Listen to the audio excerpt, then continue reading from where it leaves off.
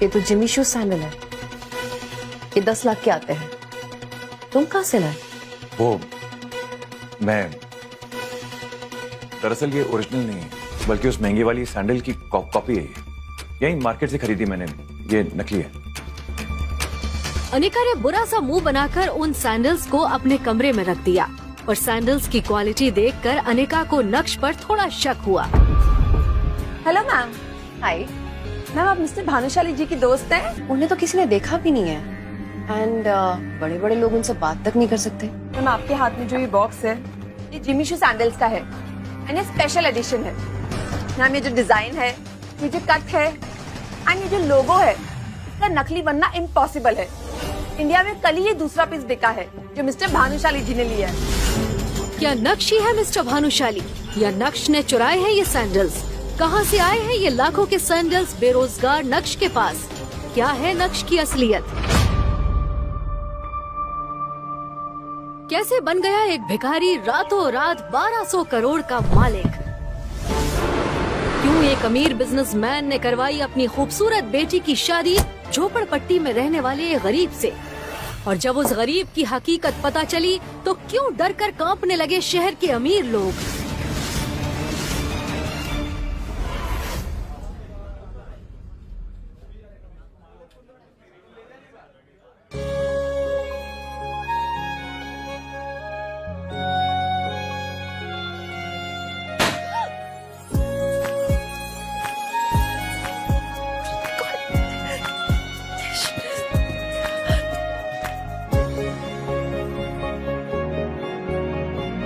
अगर तुम मेरे पति नहीं होते ना, तुम्हें काट के किसी नाली में फेंक देती।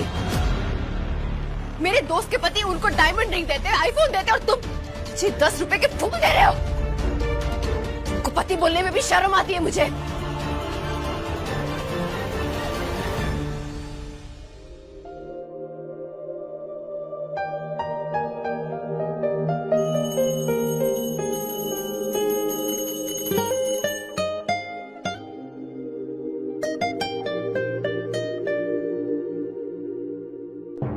अनिका ने अपने पापा के कहने पर नक्श से शादी तो कर ली थी, मगर जब उसे पता चला कि उसका पति कोई अमीर बिजनेसमैन नहीं बल्कि झोपड़पट्टी में रहने वाला एक गरीब लड़का है, तो उसकी आंखें फटी की फटी रह गईं।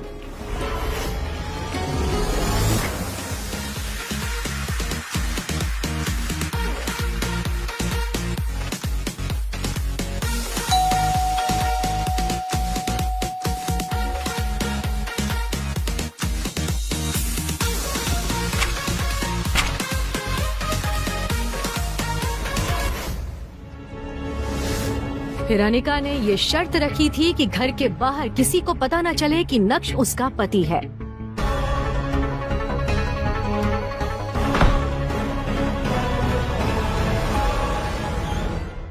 नक्श उस घर में घर जमाई बनकर रहता था, लेकिन वो सिर्फ एक नौकर ही था।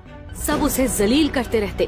ना तो उसे घर में ठीक से खाने को मिलता था, ना ही उसके लिए कोई कमरा था। कभी कालीन पर तो कभी वो कुत्तों के कमरे में सो जाता।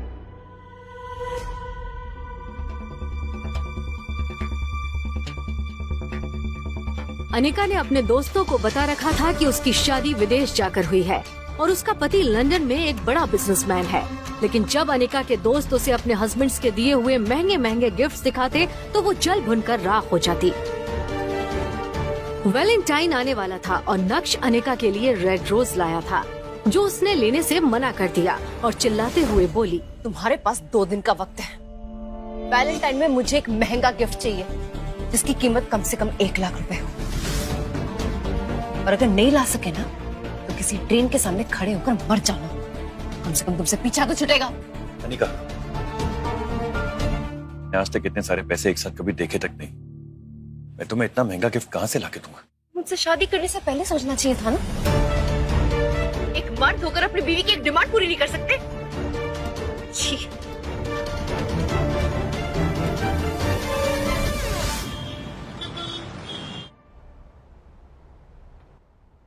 दो दिन बाद वैलेंटाइन के दिन नक्श अनिका के पास आया और उसे एक गिफ्ट बॉक्स दिया। अनिका ने बुरा सा मुंह बनाकर उस डिब्बे को खोला और जैसे ही उसने अंदर का गिफ्ट देखा तो उसके होश उड़ गए।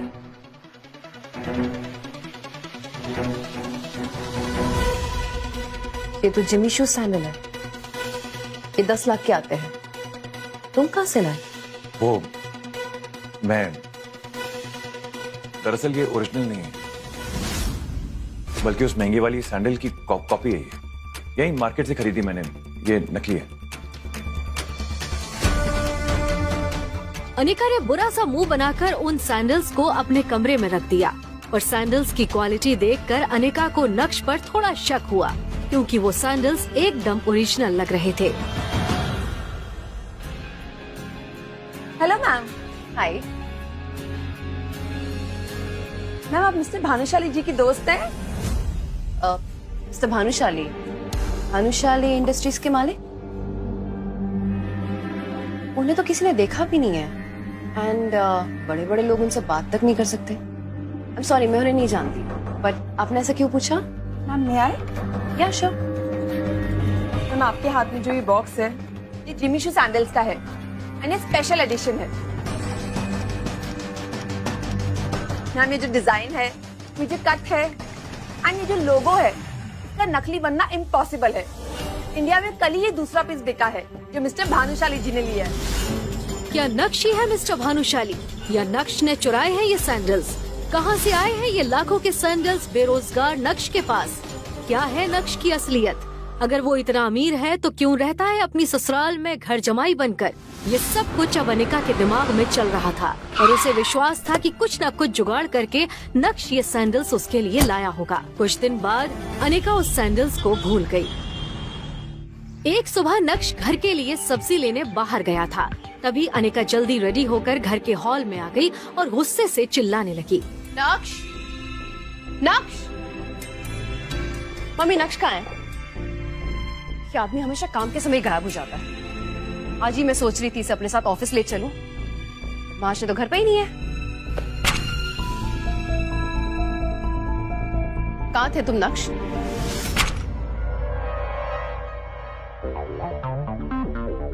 मैं तुम्हें आज एक आखिरी मौका दे रही हूँ, मेरे साथ ऑफिस चलो और कुछ काम करो।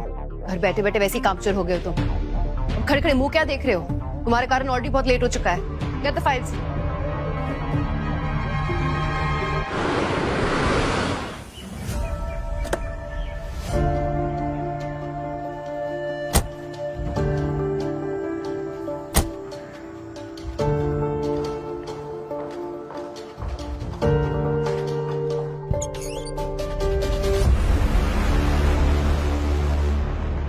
यार अनिका कहाँ रह गई थी? पता मैं पिछले 1 घंटे से तुम्हारा इंतजार कर रहा हूँ। यार आई एम सो सॉरी यार। एक्चुअली कुछ लोगों की वजह से मैं घर से निकलने में लेट हो गया।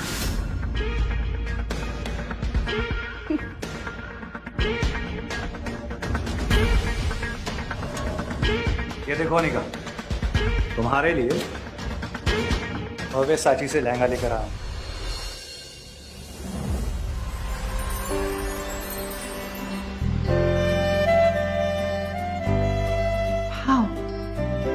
ये वही लहंगा है जो दीपिका ने अपनी शादी में पहना था। तुम्हें अपनी फ्रेंड की शादी में जाना था ना? तो बस अब तुम यही पहनना। माय गॉड, कितना सुंदर लहंगा है ये। तुम ये मेरे लिए लाए हो? Thank you for the gift. Thank you. इसमें थैंक यू की क्या बात है? ये तुम्हारे सामने कुछ भी नहीं। मैंने अपने दोस्त से बोलकर सीधा इसे डिजाइन करवाया। ये पूरे 20 लाख की ड्रेस है। 20 लाख? तुम्हें पता है यही लहंगा चाहिए था। अब देखना पूरी शादी में मेरी चर्चा होगी कि अनिका ने भावे साची का लहंगा पहना था, बिल्कुल सेलिब्रिटीज की तरह। सही कहा तुमने। और वैसे भी तुम किसी सेलिब्रिटी से कम हो क्या? विहान अनिका को इम्प्रेस करने की पूरी कोशिश कर रहा था।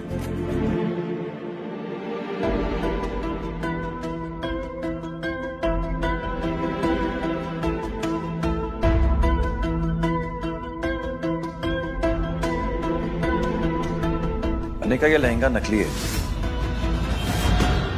ओरिजिनल की कॉपी है। क्या क्या बकवास कर रहे हो तुम? और तेरी हालत देखकर तो ऐसा लग रहा है कि तेरे पास शर्ट खरीदने के भी पैसे नहीं है। और तूने कभी भव्य साची का नाम सुना है? इस लहंगे को तू नकली बता रहा है। ओरिजिनल में सिल्क यूज किया गया है और इसका डिजाइन भी थोड़ा डिफरेंट है।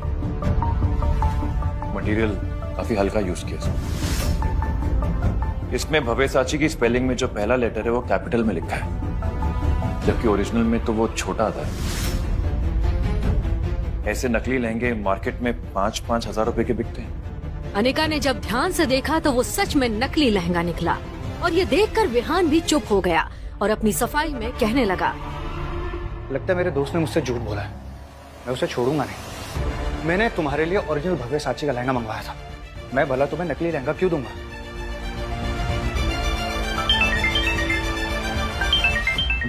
अच्छा मैं चलता हूँ, मुझे कुछ काम है।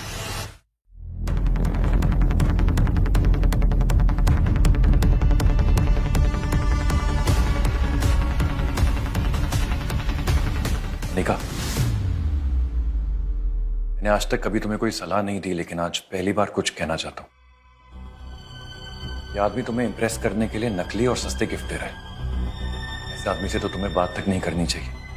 और मैं तुमसे वादा करता हूं कि मैं तुम्हारे लिए एक्सपेंसिव और ब्रांडेड गिफ्ट लेकर आऊंगा, और उसके लिए मुझे चाहे जितनी भी मेहनत करनी पड़े मैं करूंगा। अपने दिल की बात अनिका के सामने रखने के बाद नक्श ने अनिका के जवाब का इंतजार भी नहीं किया और उसके कैबिन से बाहर निकल गया। 2.5 साल की शादी में पहली बार अनिका को ऐसा लग रहा था कि नक्श उसकी फिक्र कर रहा है, उसे बुरे लोगों से बचा रहा है। नक्श का ये रूप देखकर अनिका चौंक गई थी। आज पहली बार अनिका के मन में ये सवाल उठा था, क्या नक्श को खुद से दूर रखकर मैंने कोई गलती तो नहीं की? ये क्या सोच रही हूँ मैं? विहान मेरा बिजनेस पार्टनर है, अमीर है, सक्सेसफुल है, बिजनेसमैन है, हमारी कंपनी का मेन इन्वेस्टर है। नक्श की इस हरकत की वजह से अगर विहान मेरी कंपनी से बैकआउट कर गया तो क्या होगा? नक्श की वजह से मैं इतने साल की मेहनत को जाने नहीं दे सकती। मुझे नक्श की नहीं, विहान की जरूरत है। ऐसा सोचकर अनिका को नक्श पर और गुस्सा आने लगा। नक्श, ये क्या पागलपन है? तुम्हें किसने कहा दिया कि तुम मुझे अपनी बेटों की सलाह दो? गलती कर दी तुम्हें यहाँ लाकर, चुपचाप यहाँ से निकल जाओ। इसलिए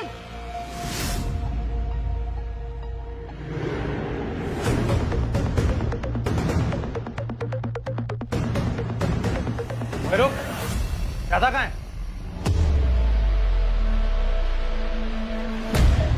मुझे कब से आवाज दे रहा हूँ, सुनाई नहीं देता? बहरा है क्या? तूने मेरे ही सामने मेरे गिफ्ट का मजाक उड़ाया। अगर तू खुद को भी बेच देगा ना, ऐसा गिफ्ट खरीद नहीं पाएगा। और दूसरी बात, तुझे तेरी औकात पता होनी चाहिए। तू साला गरीब भिखारी, घर जमाई, मुझसे जबान लड़ाता है। नक्श अभी भी सबके सामने हंगामा करने के मूड में नहीं था, लेकिन जब कोई आपकी खामोशी का फायदा उठाने लगता है तो बोलना जरूरी हो जाता है। पहली बात, ये जो पीछे खड़ी है ना, ये बीवी है मेरी, इसलिए अच्छा होगा कि तू उससे दूर ही रहे। दूसरी बात, मेरी बीवी को तुझ जैसे इंसान से कुछ भी लेने की कोई जरूरत नहीं है, उसे मैं खुद ला कर दूंगा, इसलिए अपना ये ढोंगी दिखावा बंद कर। ना। तीसरी बात, जब औकात ना हो ना, चुप रहना चाहिए, समझा? इसी के साथ नक्श ने विहान को एक बाजू धकेला और ऑफिस से बाहर निकल गया। तमाशा खत्म होने के बाद अनिका भी ऑफिस के अंदर चली गई। अनिका गुस्से से आग बबूला हो रही थी। उसकी जलती आंखों के सामने सिर्फ नक्श का चेहरा घूम रहा था और वो जितना नक्श के बारे में सोच रही थी, उसका गुस्सा उतना ही बढ़ता जा रहा था।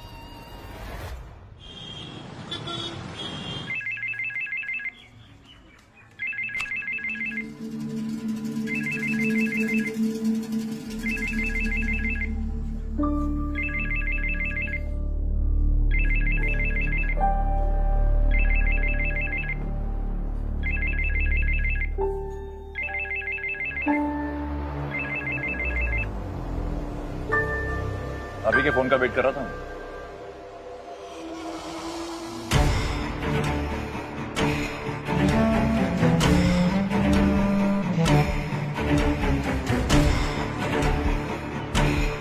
मुझे किसी से भी मिलने में कोई तकलीफ नहीं है, लेकिन आपको मेरी 2 शर्तें और पूरी करनी होगी।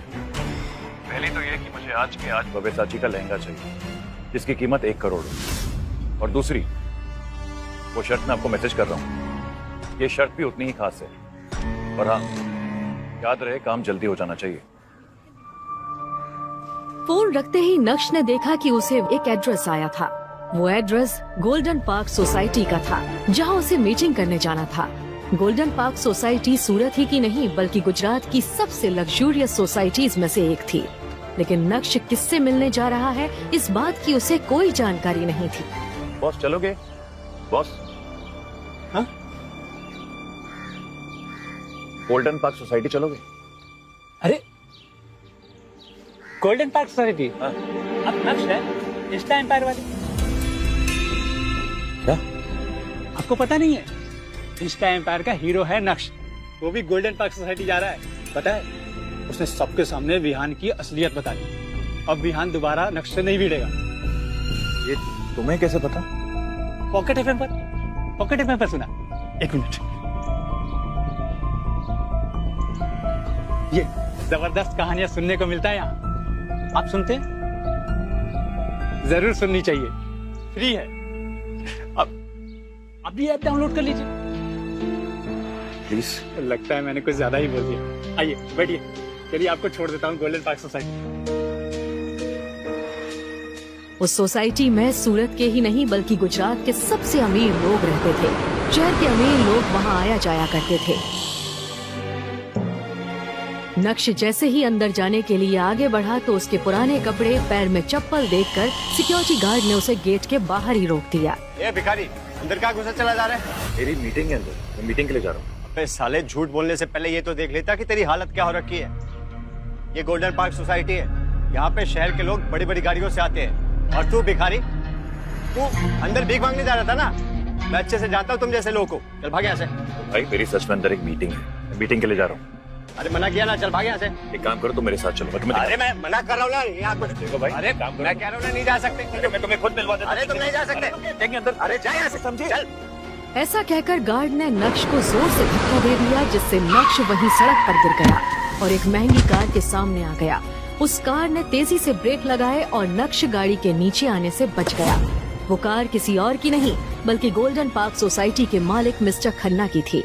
उन्हें सब रियल एस्टेट किंग कहा करते थे। पूरे गुजरात में बड़ी बड़ी बिल्डिंग्स और सोसाइटी उन्होंने ही बनाई थी। जैसे ही कार में बैठे मिस्टर खन्ना ने ये सब देखा तो वो उतर कर आए और गार्ड पर चिल्लाने लगे। हम सर, ये सब कुछ क्या हो रहा है यहाँ पर सोसाइटी गेट पर? पता है ना, इससे सोसाइटी की रेपुटेशन खराब होती है, मालूम है ना? देखिए ना सर, ये भिखारी अंदर घुसने की कोशिश कर रहा है, मना कर रहा हूँ तो मान नहीं रहा है। कहता है अंदर मीटिंग है। अरे मीटिंग है।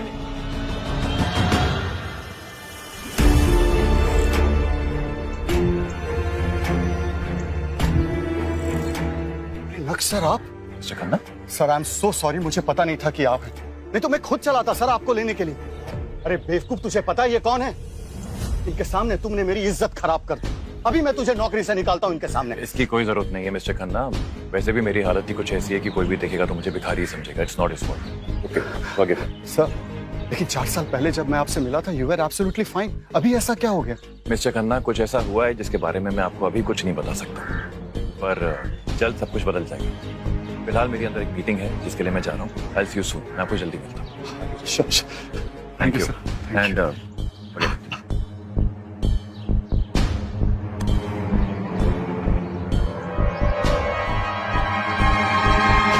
ये खन्ना साहब इस भिखारी के सामने गिड़गिड़ा क्यों रहे थे?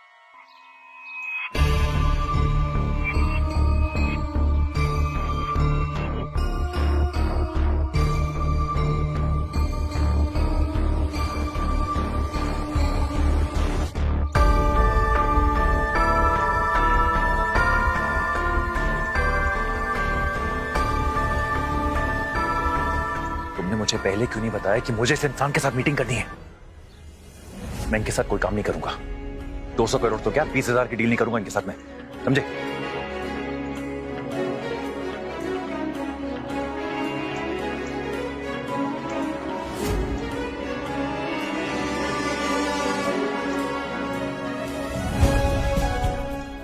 कौन था ये इंसान जिससे डर कर छुप रहा था नक्श? क्या नक्श सच में गरीब है? तो कैसे वो 200 करोड़ रुपए की डील कर रहा है? और अगर नक्श अमीर है तो क्यों वो रह रहा है गरीबों की तरह अपने ससुराल में? क्या होगा जब अनिका को पता चलेगी नक्श की हकीकत? क्यों हुई नक्श की शादी अनिका के साथ? मिलेंगे इनसे भी कई मजेदार सवालों के जवाब। पूरी कहानी सुनने के लिए अभी नीचे दिए गए इंस्टॉल बटन पर क्लिक करें और पॉकेट FM डाउनलोड करें।